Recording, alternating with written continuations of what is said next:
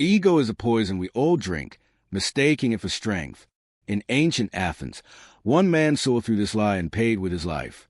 Socrates, with his relentless questions and unyielding silence, exposed the fragility of human pride, humbling the mighty with a single pause. He didn't shout or boast. He simply asked, "What do you know?" and watched ego shatter. Condemned for corrupting Athens, his real crime was dismantling the false selves of those who claimed wisdom. In a world obsessed with image, status, and certainty, Socrates' silent reply cuts deeper than any sword. It forces us to face an uncomfortable truth. Our egos blind us to reality, and only by destroying them can we find clarity. His life, his trial, his death, they all point to one radical idea. To live truthfully, we must let go of the self we think we are. Are you ready to face the mirror Socrates holds up, or will you cling to the poison of pride? This is Socratic Spark, where ancient wisdom meets modern success. If you love timeless lessons and powerful motivation, hit subscribe and let's grow together. Socrates is not a ghost of history, confined to ancient texts or marble busts. He is a voice, urgent, piercing, alive, whispering across centuries, asking you to wake up, to question, to become. In the dusty streets of Athens, he wandered barefoot, his cloak tattered, his mind a blazing lantern. "What is virtue?" he'd ask a stranger. "What makes your life worth living?" To some, he was a sage. To others, a nuisance. To the powerful, he was a threat. But to those who listened, he was a guide, peeling back the layers of ego to reveal the truth beneath. His philosophy wasn't preached. It was lived, forged in the agora, tested in the courtroom, and sealed in the cell where he drank the hemlock with a calm that shook the world. Why does Socrates matter now? Because we live in a world of mirrors, social media, status, curated selves, that reflect not truth, but ego. His mantra, "The unexamined life is not worth living," is a call to break those mirrors, to question the stories we tell ourselves, to seek clarity amid chaos. He was condemned for daring to challenge Athens' pride, yet his death made him immortal, his questions echoing in the works of Plato, Aristotle, and every truth-seeker since. Socrates' secret, the silent reply that destroys ego, is a gift, the courage to face our ignorance, to live with integrity, to choose truth over comfort. This speech is not about a distant philosopher. It's about you. It's about the lies you tell yourself, the fears you hide, the life you could live if you dared to question. Socrates promises no easy answers, only sharper clarity, deeper courage, and a path to authenticity. Walk with him through Athens. Stand with him in his trial, and let his silent reply dismantle the ego that holds you back. Let's begin. What is more powerful than a shout, more devastating than an argument? In the heart of Athens, Socrates wielded silence like a blade. Picture him in the agora, surrounded by a jeering crowd. A sophist, cloaked in arrogance, hurls an insult. "You're a fool, Socrates, with your endless questions." The crowd laughs, expecting a retort. But Socrates pauses, his silence a mirror reflecting the sophist's words back upon him. Then, softly, he asks, "What is a fool?" The laughter dies, the sophist stammers, and in that moment, Socrates' silent reply reveals the truth. Ego crumbles when questioned, not answered. In Plato's Apology, we see this during his trial. Accused of corrupting the youth, Socrates doesn't defend with rhetoric but with questions. What is corruption, Meletus? How do I harm the young by asking them to think? His pauses, his calm, his refusal to match ego with ego, disarmed his accusers. Silence, for Socrates, was not weakness. It was strategy, a way to let truth speak louder than pride. His silence invited reflection, forcing others to confront their assumptions. Today, we live in a world of noise, arguments, posts, endless chatter. Socrates' silent reply is a lesson. Don't rush to answer. Pause. Ask. When someone challenges you, or when your own ego flays, try this. Wait a moment. Then ask, "What do you mean?" Watch how it shifts the conversation from conflict to clarity. Philosophers like Augustine, who valued introspection, and modern mindfulness teachers echo this power of pause. Socrates' silence is a weapon against ego, leading us to its greatest foe, ego itself. What blinds us more than the pride we mistake for strength? Socrates saw ego as the enemy of truth, a war between us and wisdom.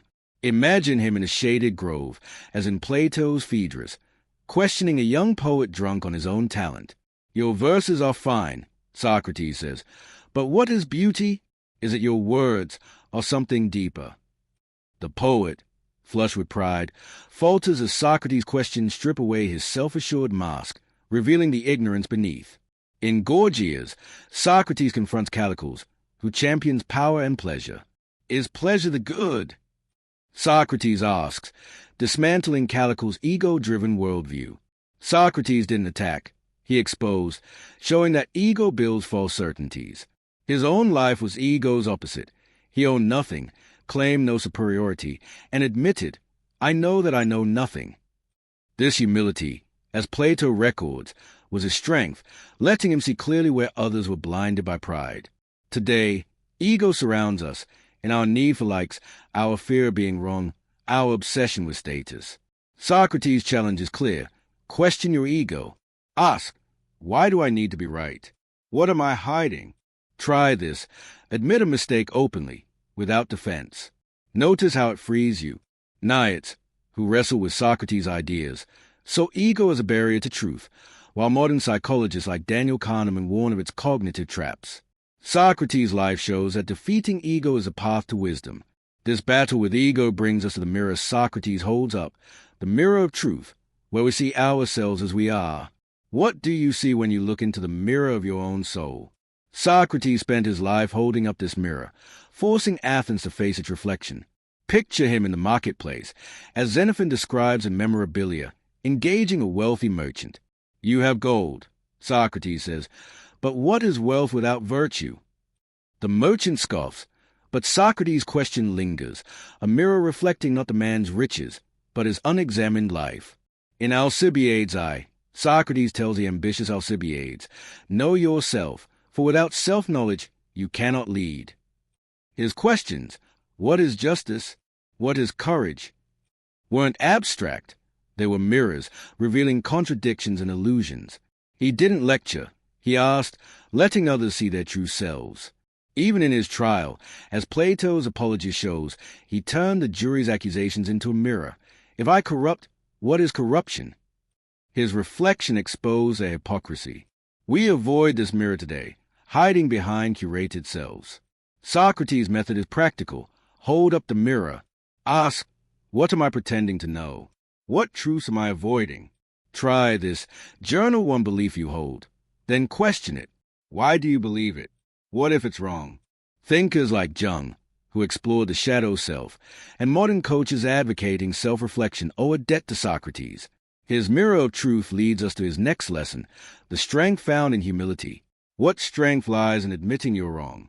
Socrates, the poorest man in Athens, was at strongest, not through power but humility.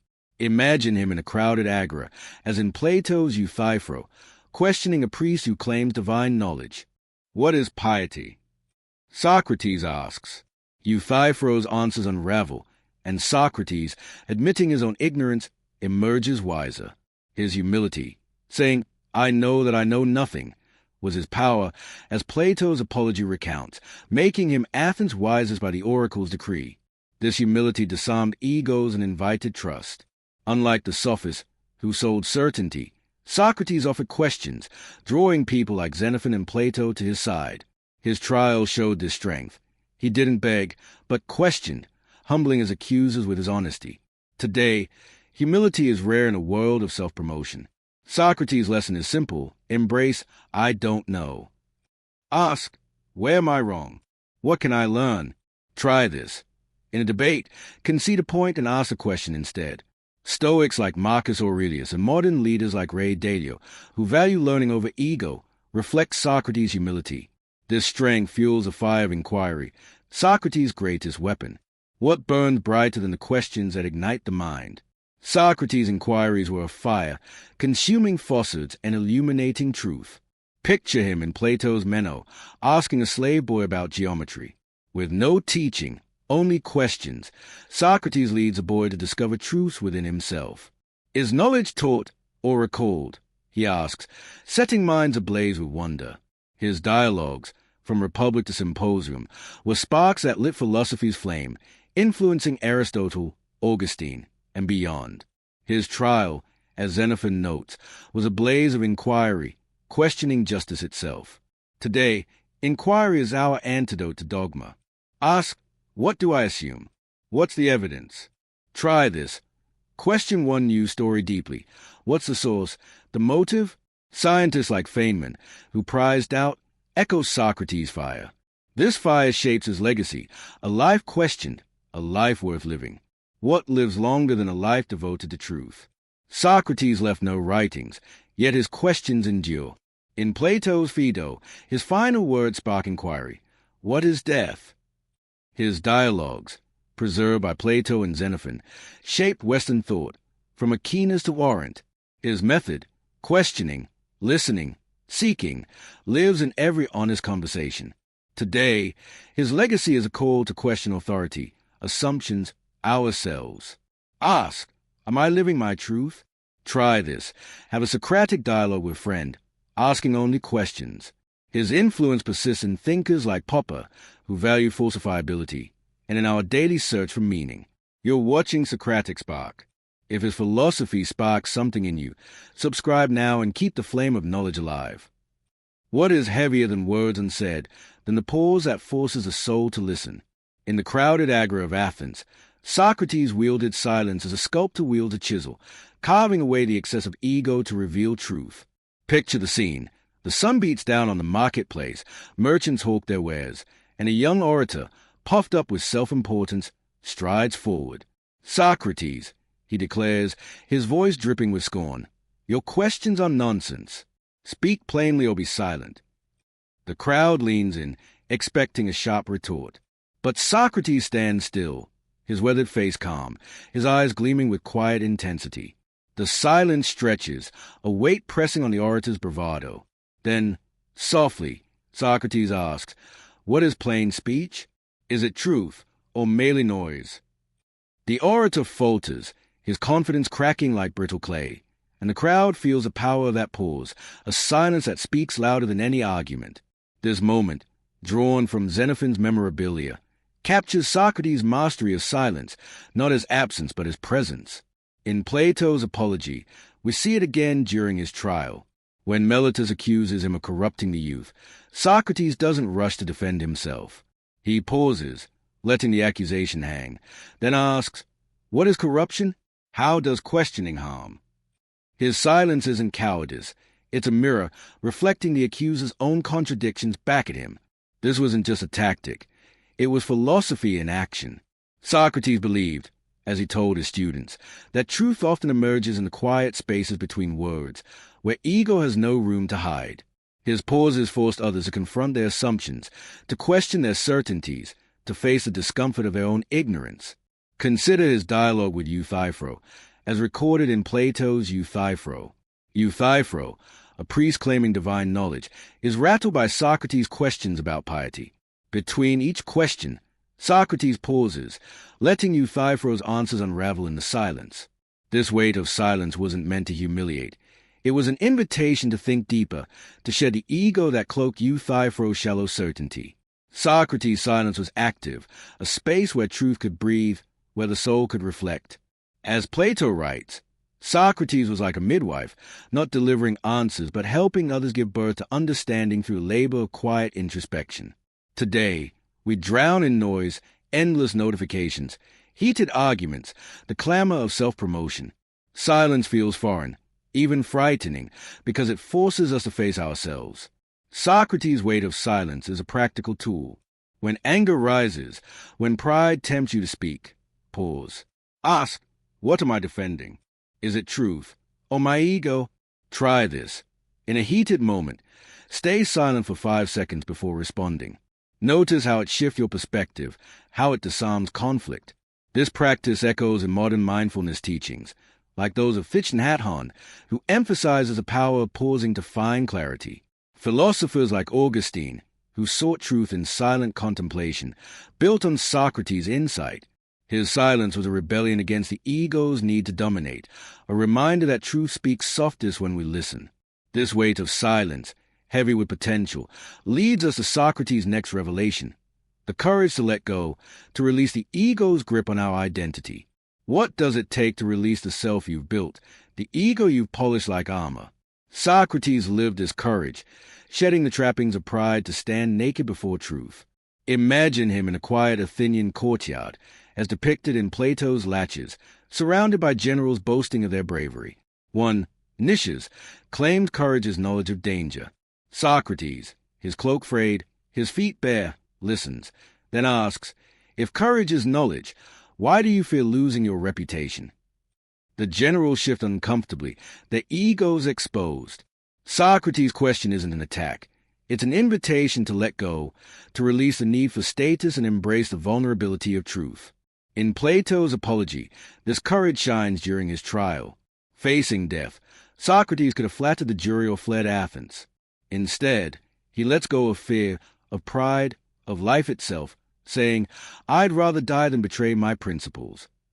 His refusal to cling to ego, his reputation, his safety, made him free. As Xenophon notes in Memorabilia, Socrates lived simply, owning little, seeking no glory. He let go of material desires, social approval, even the instinct to survive, because he valued truth above all. This wasn't recklessness, it was liberation. By releasing ego, he found a strength no jury could touch. This courage to let go was evident in his dialogues. In Gorgias, he challenges Polus, who equates power with happiness. What is power?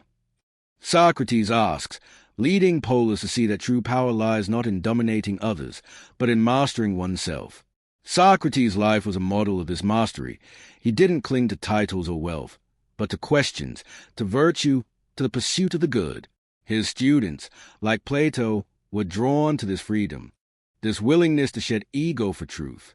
Today, we cling to our egos, our job titles, our social media personas, our need to be right. Socrates' courage is a call to release these. Ask, what am I holding on to? What would happen if I let it go? Try this. Identify one thing you're attached to, a grudge, a status, a fear, and consciously release it for a day. Notice the freedom it brings. Thinkers like Epictetus, who taught detachment, and modern psychologists like Carol Dweck, who advocate a growth mindset, echo Socrates' lesson.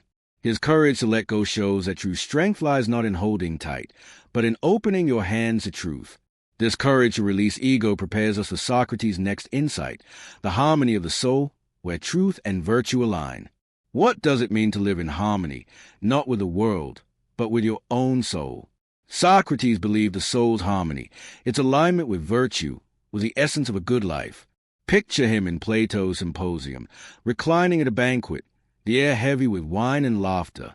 A young aristocrat, Alcibiades, praises Socrates' wisdom, but Socrates turns the conversation inward. What is love? Is it desire, or is it the soul's harmony with the good? The room grows quiet, Alcibiades charmed dim by Socrates' question, which points to a deeper truth. A life in tune with virtue is a life of beauty and peace. In Republic, Socrates describes the soul as a city with reason, spirit, and desire in balance. Justice, he says, is the soul's harmony when each part does its work. He lived this harmony, questioning his own motives, aligning his actions with virtue. In Phaedo, as he faces death, he speaks of the soul's immortality, calm because his life was in tune with truth. Xenophon recounts in Memorabilia how Socrates taught a young man, Euthydemus, to seek this harmony by questioning his desires. What makes you happy? Is it pleasure or goodness? This harmony wasn't abstract, it was practical. Socrates didn't chase fleeting pleasures or external validation. He sought the good, the just, the true. His dialogues with students like Plato show him guiding them toward this balance, asking questions that align their souls with virtue. His trial, as Plato's Apology records, was a testament to this harmony. He faced death with peace, his soul untroubled by fear or regret. Today, our souls are often discordant, pulled by ambition, fear, or distraction. Socrates' lesson is to seek harmony through questioning. Ask, are my actions aligned with my values? What disrupts my inner peace? Try this. Reflect daily on one choice. Did it serve your soul's good? Philosophers like Aristotle, who defined happiness as virtuous activity, and modern thinkers like Viktor Frankl, who found meaning in suffering, built on Socrates' harmony. His life shows that a soul in tune with truth sings a song no chaos can silence. This harmony of the soul leads us to Socrates' final gift, the eternal now, where truth lives beyond time. What is it to live in a moment that outlasts time, where truth burns brighter than death? Socrates found this eternal now, a space where questions touch the infinite. Picture his final hours in Plato's Phaedo, the prison celled him, his friends weeping as a hemlock takes hold. Yet Socrates is radiant, asking, what is death? A sleep or a journey to truth? His calm, his questions, anchor him in a timeless present, where ego dissolves and truth endures. In Meno, Socrates suggests knowledge is recollection, a glimpse of eternal truths the soul has always known. What is virtue? He asks, not seeking answers, but igniting a spark that connects a moment to the eternal. His life, as Xenophon writes, was a pursuit of this now, each question, each dialogue, a step toward the good that transcends time. In his trial, as Apology shows, he faced death with serenity, saying, a good man cannot be harmed, in life or death. His focus on the eternal now, truth, virtue, inquiry, made him untouchable. Today, we're trapped in the fleeting, scrolling, chasing trends, fearing mortality. Socrates' eternal now is a call to anchor ourselves in what lasts. Ask, what truth am I serving now? What will endure beyond me? Try this. Spend one moment daily in pure presence, questioning a single value, justice, love, courage. Thinkers like Plotinus, who sought the eternal one, and modern mystics like Eckhart Tolle, who emphasize the power of now, echo Socrates. His life shows that the eternal is not distant. It's here, in every question, every honest breath. This eternal now circles back to his silent reply, where truth speaks loudest in the pause. What burns brighter than the questions that unsettle the soul, casting light where certainty casts shadows? In the heart of Athens, Socrates wielded doubt not as a weapon of destruction, but as a lantern to illuminate truth. Picture him beneath the plane trees by the Ilissus River, as depicted in Plato's Phaedrus, his bare feet in the cool grass, a young student, Phaedrus, at his side. A passing rhetorician, flushed with confidence, interrupts, Socrates, your doubts confuse the youth. Why not teach certainty? The crowd murmurs, but Socrates' eyes twinkle with a quiet fire. He pauses, then asks, what is certainty? Is it truth, or merely the absence of doubt? The rhetorician stumbles, his bravado dimmed, as Socrates' doubt reveals the fragility of unexamined beliefs. In that moment, the agora becomes a crucible, where doubt burns away ego to uncover clarity. This scene captures Socrates' radical embrace of doubt, a cornerstone of his philosophy. In Plato's Meno, he questions a young man about virtue, leading him to doubt his own assumptions. Can virtue be taught, or is it innate? Socrates doesn't provide answers. His questions spark doubt, guiding the boy to discover truth within himself. As Plato records in the Apology, Socrates' doubt was his wisdom. I am wiser than this man, for neither of us knows anything beautiful and good, but he thinks he does, and I do not. His doubt wasn't cynicism. It was a light, exposing the illusions of ego and opening the path to understanding. Socrates' life was a testament to this light. He questioned poets, craftsmen, and politicians, not to shame them but to free them from false certainties. In Xenophon's Memorabilia, he asks a wealthy merchant, what is wealth? The merchant's confident answer unravels under Socrates' probing, revealing that true wealth lies not in gold, but in wisdom. This doubt, this willingness to question everything, was Socrates' gift to Athens, though it earned him enemies. His trial, as Plato describes, was a clash between the light of doubt and the darkness of dogma, where his questions shone too brightly for the jury's comfort. Today, we fear doubt, mistaking it for weakness. Social media and news cycles demand certainty, punishing those who hesitate. Yet Socrates' light of doubt is a tool for clarity. Ask, what am I certain of? What if I'm wrong? Try this. For one day, question a single belief you hold about politics, success, or yourself. Write down your doubts and explore them without judgment. This practice, rooted in Socrates' method, dismantles ego and fosters growth. Thinkers like Descartes, who built philosophy on doubt, and modern scientists like Richard Feynman, who celebrated uncertainty, owe a debt to Socrates. His light of doubt illuminates a path to truth, guiding us to his next lesson, the freedom of detachment. What does it mean to live free, not from chains, but from the desires that bind the soul? Socrates embodied this freedom, walking through Athens with nothing but a tattered cloak and a mind unshackled by want. Imagine him at a lavish banquet, as in Plato's Symposium, surrounded by golden cups and silken robes. A wealthy guest mocks him. Socrates, why live like a beggar when you could have riches? Socrates, his face weathered but serene, replies, "What is riches? Do they free you or enslave you?" The guest falters, the room hushed, as Socrates' detachment reveals a truth. True freedom comes not from having, but from needing nothing beyond virtue. In Memorabilia, Xenophon recounts Socrates' simple life. No possessions, no ambition for wealth, only a relentless pursuit of the good. "The fewer my wants, the freer I am," he said, a philosophy that baffled Athens' elite. In Plato's Gorgias, he challenges Callicles' obsession with pleasure and power. Does wealth make you just? Does pleasure make you free? Socrates' detachment was an asceticism for its own sake. It was a deliberate choice to prioritize the soul over the body, truth over temptation. His trial, as recorded in the Apology, showed this freedom. Facing death, he refused to beg or compromise, detached from fear and ego. This freedom of detachment was practical. Socrates taught his students, like Alcibiades, to question their desires. What do you seek? Why? By letting go of external validation, they found clarity. His life was a model of this freedom, unburdened by status. He spoke truth to power, his questions cutting through the chains of societal expectation. Today, we're bound by desires, for likes, status, possessions.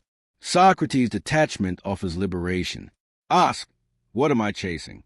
What would I be without it? Try this. For 1 week, let go of one attachment, a social media habit, a material want, a need for approval. Notice the space it creates. Stoics like Epictetus, who taught that freedom lies in controlling only what you can, and modern minimalists like Marie Kondo, who advocate decluttering, echo Socrates' wisdom. His detachment shows that true freedom is an inner state, unswayed by the world's demands. This freedom of detachment leads us to Socrates' vision of connection, the unity of souls bound by truth. What binds us together when ego pulls us apart? Socrates saw truth as a thread that weaves souls into a community of shared inquiry.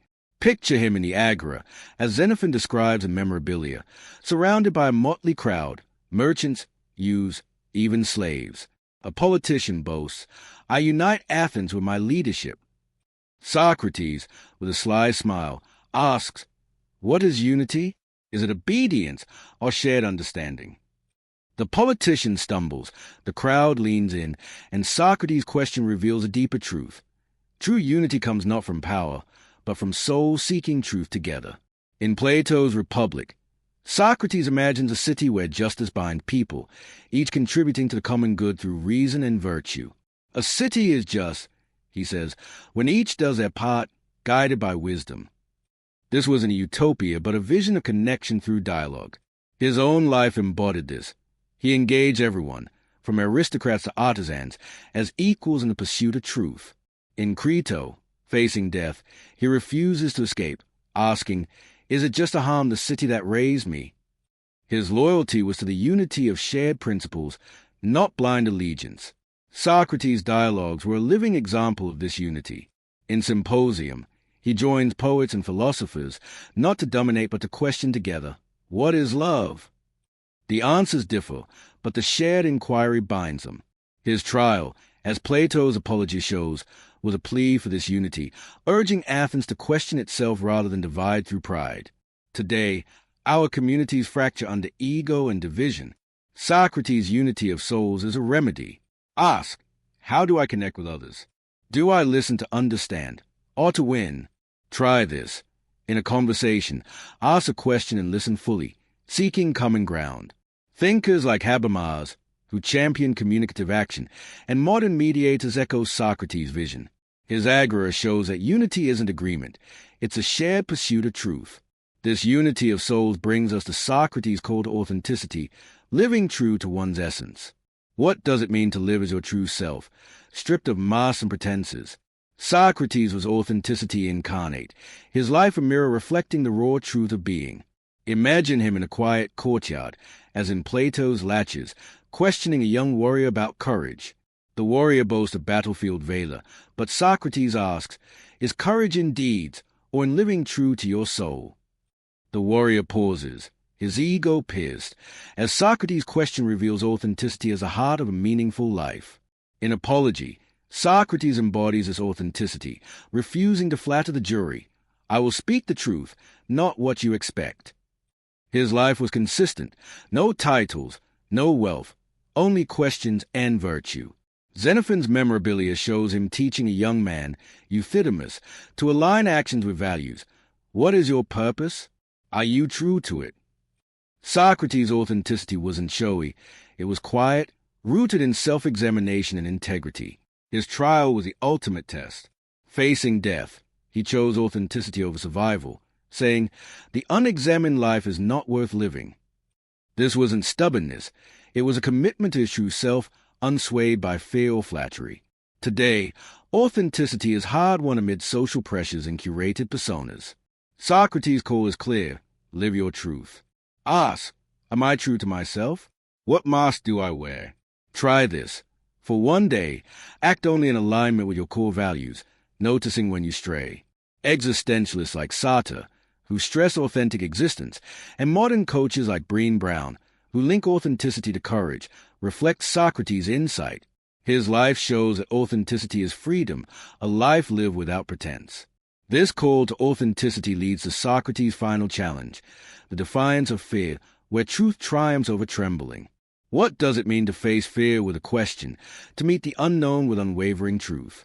Socrates defied fear, not by denying it, but by questioning it into submission. Picture his final moments in Plato's Phaedo, the hemlock still spreading through his limbs, his friends weeping. Yet Socrates is calm, asking, what is death? A dreamless sleep, or a journey to truth? His question, serene and piercing, silences fear, proving that a life of inquiry fears no end. In Apology, Socrates faces a jury's verdict. A good man cannot be harmed, in life or death. His defiance wasn't bravado. It was rooted in his philosophy. He questioned fear itself, asking in dialogues like Laches, what is courage? Is it to fight or to face the unknown with clarity? His life, as Xenophon recounts, was fearless because it was examined. Each choice aligned with virtue, leaving no room for regret. His trial was fear's ultimate test. Accused of impiety, he didn't cower but questioned, what is piety? His defiance shamed Athens' cowardice, as Plato notes, making his death a triumph. Today, we face fears of failure, rejection, mortality. Socrates' defiance is practical. Question your fear. Ask, what am I afraid of? Why? Try this. Write down one fear and question it Socratically, peeling back its layers. Stoics like Marcus Aurelius and modern thinkers like Elizabeth Kubler-Ross echo Socrates' fearless inquiry. His life shows that fear bows to truth. This defiance of fear circles back to his silent reply, where questions dismantle ego and illuminate eternity. What transforms the lead of ignorance into the gold of wisdom? In the sunlit agora of Athens, Socrates practiced an alchemy of questions turning the raw material of human thought into something precious. Picture him standing by a merchant stall, as recounted in Xenophon's Memorabilia, his presence unassuming yet magnetic. A young craftsman, proud of his skill, boasts, I know my trade. Socrates, what more is there? Socrates, his eyes glinting with curiosity, replies, what is knowledge? Is it your craft, or something greater? The craftsman hesitates. The crowd draws closer, and Socrates' question begins its work, dissolving the ego's certainties like acid on stone. In that moment, the agora becomes a crucible, where questions spark a transformation that reveals the soul potential. Socrates' alchemy was his method of relentless inquiry, as seen in Plato's Theaetetus. There, he questions a student, Theaetetus, about knowledge. Is it perception or something else? With each question, Socrates strips away false assumptions, refining thought until truth glimmers. He called himself a midwife, as Plato notes in the Apology, not delivering answers but helping others birth understanding. His questions weren't random. They were precise, each one a catalyst that turned pride into humility, ignorance into insight. In dialogues like Euthydemus, he faces two sophists, their rhetoric polished but hollow. "What is wisdom?" he asks, and their answers crumble, revealing the power of questions to transmute ego into clarity. This alchemy wasn't just for philosophers, it was for everyone. Socrates engaged all of Athens, from slaves to nobles, believing every soul held a potential for wisdom. His trial, as described in the Apology, was itself an alchemical act. Facing death, he questioned the jury's justice, transforming their verdict into a testament to truth. His questions, like a philosopher's stone, turned the base metal of human pride into the gold of self-awareness. Today, we're surrounded by information but starved for wisdom. Socrates' alchemy offers a path forward. Ask, what do I truly know? What assumptions hide my ignorance? Try this. For 1 week, question one belief daily about yourself, your work, your world. Write down what emerges. This practice, rooted in Socrates' method, dissolves ego and refines understanding. Thinkers like Karl Popper, who value questioning in science, and modern educators promoting critical thinking echo Socrates' alchemy. His questions are a timeless formula, turning the ordinary into the extraordinary. This alchemy of questions leads us to Socrates' next revelation, the courage to face the unknown, where truth awaits beyond certainty. What does it take to step into the darkness of the unknown, armed only with a question? Socrates lived this courage, embracing uncertainty as a gateway to truth. Imagine him in a shaded grove, as in Plato's Phaedrus, sitting with a young disciple under the whispering plane trees. A passerby, a confident orator, mocks him. "Socrates, your questions lead nowhere. Why chase the unknown?" Socrates, his voice calm but piercing, replies, "What is nowhere?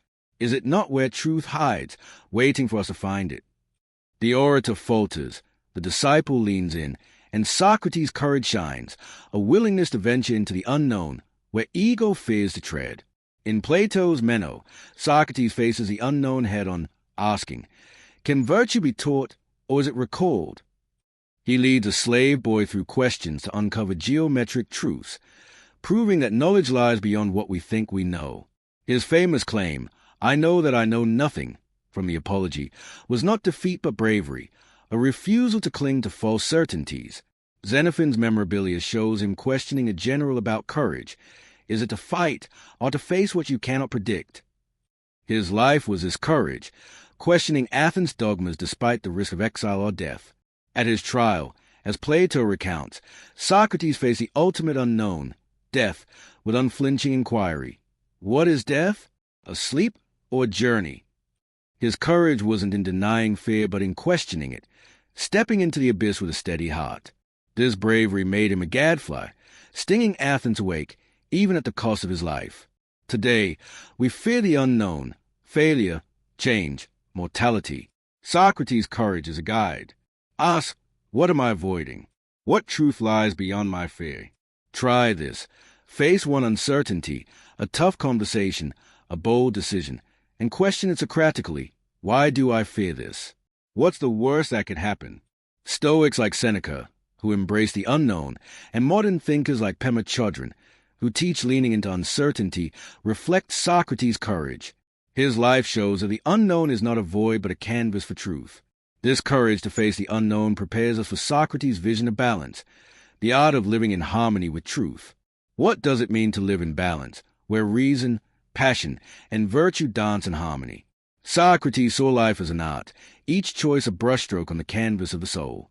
Picture him in the Agora, as depicted in Xenophon's memorabilia, surrounded by a lively crowd.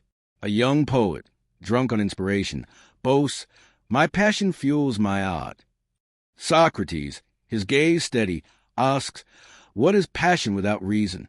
Does it create or destroy? The poet pauses, the crowd hushed, as Socrates' question reveals balance as a key to a life well lived. In Plato's Republic, Socrates described the soul as a chariot, with reason as a driver, spirit and desire as a horse's. Justice, he says, is when each part works in harmony. He lived this balance, tempering his curiosity with discipline, his wit with kindness. In Symposium, he joins a banquet, engaging in passionate debate yet remaining sober, his reason guiding his words. Xenophon recounts how he taught a merchant to balance wealth with virtue. What is wealth if it clouds your soul? His trial, as in the Apology, was a masterpiece of balance. Facing death, he neither raged nor despaired, but questioned calmly, his soul in equilibrium. This art of balance was practical. Socrates didn't reject passion or desire. He questioned their place, ensuring they served the good. His dialogue with students like Plato show him guiding them toward this harmony, asking questions that align heart and mind. Today, we swing between extremes, workaholism or laziness, outrage or apathy. Socrates' art of balance is a remedy. Ask, am I ruled by emotion or reason? Do my choices align with my values? Try this. For one day, reflect on each decision. Does it balance your needs and principles? Aristotle's doctrine of the mean and modern mindfulness practices echoes Socrates' balance. His life shows that harmony isn't static. It's a dynamic art, crafted through inquiry. This art of balance leads us to Socrates' vision of legacy, the ripple of truth that outlives the self. What lives longer than a single life, spreading truth like ripples on a pond? Socrates' questions were such ripples, touching souls across centuries. Imagine him in a quiet courtyard, as in Plato's Laches, teaching a young warrior about courage. A skeptic interrupts, "Your words are fleeting. Socrates, what do they achieve?" Socrates smiles, asking, what is achievement? Is it a statue or a thought that changes lives? The skeptic falls silent, the warrior listens, and Socrates' question sends a ripple through time, shaping minds yet unborn. In Phaedo, as he faces death, Socrates speaks of the soul's immortality, but his true legacy is his questions. What is justice? He asks in Republic, sparking Plato's philosophy, which shaped Aristotle, Augustine, and beyond. Xenophon's memorabilia shows him teaching a youth, what is your purpose? Each dialogue was a pebble, dropped in the stream of human thought, its ripples felt in Nietzsche's critiques, Arendt's ethics, and modern truth-seekers. His trial, as Plato's Apology recounts, was a ripple's crest. Condemned, he questioned Athens' justice, leaving a legacy that outshone his death. Socrates' ripples were intentional. He sought not fame but impact, believing truth spreads through shared inquiry. Today, we chase fleeting recognition, likes, followers, but Socrates' ripple of truth offers a deeper legacy. Ask, what truth will I leave behind? How do my words shape others? Try this. Share one honest question with someone, a friend, a colleague, and see where it leads. Thinkers like Martin Luther King Jr., inspired by Socratic inquiry, show how truth ripples. Socrates' life proves that one question can change a world. This ripple of truth brings us to Socrates' final gift, the eternal quest where questions touch the infinite. What is it to chase a truth that outlives you, to seek the infinite in a finite life? Socrates lived this eternal quest, his questions a bridge to the timeless. Picture his final moments in Plato's Phaedo, the hemlock creeping through his veins, his friends weeping. Yet Socrates, serene, asks, what is death? A door to truth, or nothing at all? His question, calm and radiant, transforms a cell into a temple where the eternal quest for truth shines brighter than mortality. In Meno, Socrates suggests knowledge is recollection, asking, is truth eternal, or do we create it? His dialogues, from Symposium to Republic, were quests for the good, the just, the beautiful, truths beyond time. Xenophon's memorabilia shows him questioning a poet. What is beauty? Is it fleeting, or forever? His trial, as in the Apology, was a quest's climax. Facing death, he asked, what is justice? His questions, not answers, were his legacy, inspiring Plato, Plotinus, and modern seekers like Simone Weil. Socrates' eternal quest was practical. He lived for truth, not reward, each question a step toward the infinite. Today, we're distracted by the temporary, trends, status, noise. Socrates' quest calls us back. Ask, what truth am I seeking? What lies beyond me? Try this. Dedicate 1 hour weekly to a timeless question about love, justice, or purpose. Mystics like Eckhart and scientists like Einstein, seeking universal truths, echo Socrates. His life shows that the eternal quest is not a destination, but a way of being. This eternal quest circles back to his silent reply, where questions dissolve ego and touch eternity.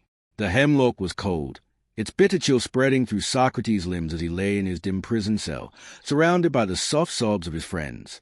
Yet his eyes, bright with an unshakable calm, met theirs with question, what is death? In that final moment, as recorded in Plato's Phaedo, Socrates' silent reply, a pause, a question, a refusal to fear, shattered the ego of mortality itself. The trial of 399 BCE, meant to silence him, only amplified his voice, his questions rippling through time like stones cast into an eternal sea. His death was no defeat, but a triumph, a testament that truth, when questioned relentlessly, outlives a body and humbles the proudest ego. Socrates' secret is not locked in ancient Athens. It lives in you, now. His wisdom whispers, ignorance is a spark of knowledge, for only by admitting I know nothing do we begin to see.